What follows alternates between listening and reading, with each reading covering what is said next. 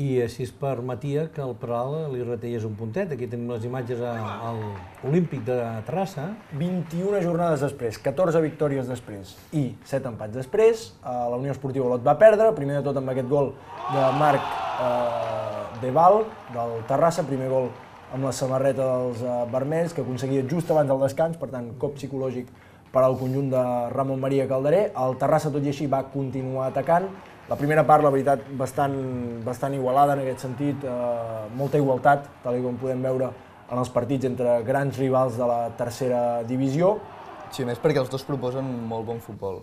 Exacte, vull dir. I l'Olímpic de Terrassa és un camp gran, es presta a fer bon joc, bueno, partits agraïts, aquells partits que diguem sempre que a tercera es poden veure molt bon futbol amb els equips i els jugadors que hi ha sobre la gespa.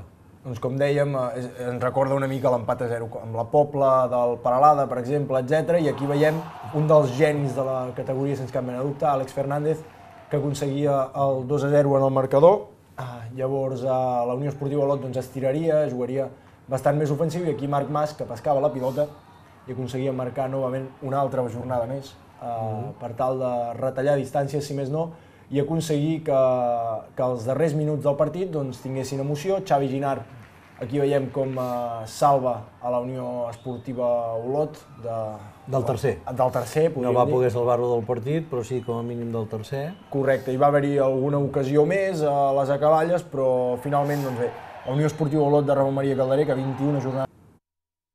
No passa res, vull dir, han provat una manera amb un sistema nou que ho havien fet en algun partit, però no ho havien fet des de l'inici. Ja ho vaig dir que volia provar-ho, és moment de provar, com han provat moltes coses, i per treure'm les conclusions, més enllà que tinguem ja definit un estil, com ha sigut ja al final, però bé, estem en un canvi tàctic de jugar amb 3 defenses, 3-2-3-2, ja amb el 2-0 i jugar amb els davanters que ho han provat, i bé, al contrari, doncs, ja ho he dit, és que veníem un camp molt difícil, un camp complicat.